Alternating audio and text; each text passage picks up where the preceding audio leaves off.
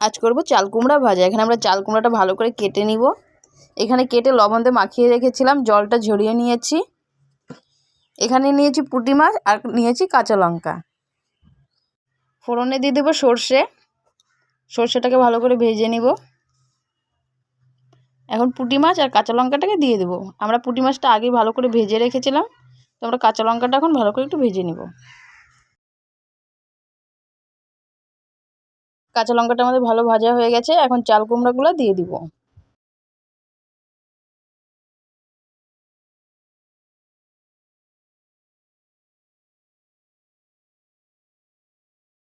আগে থেকে লবণ মাখিয়ে রেখেছিলাম, ওর জন্য আর লবণ দিব না, দিয়ে দেবো পরিমাণ মতো হলুদ।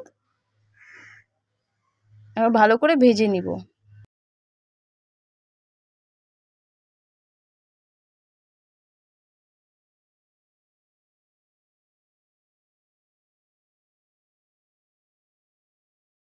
চাল কুমড়া থেকে একটু জল ছেড়েছে, এখন একটু ঢাকা দিয়ে দিব। ঢাকাটা উঠিয়ে নিয়েছি, এখন ভালো করে ভেজে নিব।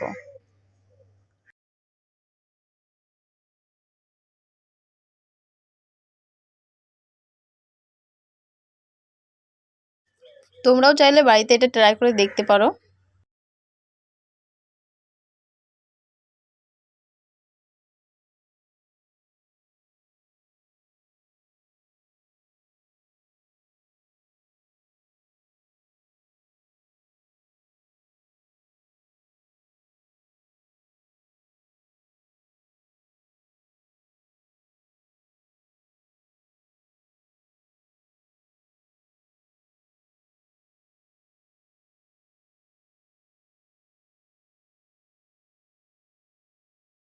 এই চাল কুমড়োটি আমাদের বাড়িতেই হয়েছিল, কোনো সার ব্যবহার করা হয়নি, তো এটা শরীরের পক্ষে খুবই উপকারী।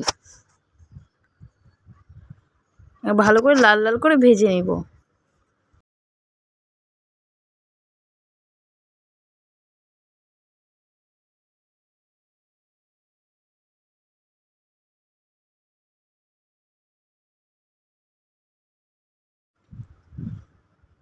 আমাদের চাল কুমড়ো ভাজা হয়ে গেছে, আমরা এখন নামিয়ে নিব। কেমন হয়েছে সবাই কমেন্ট করে বলো।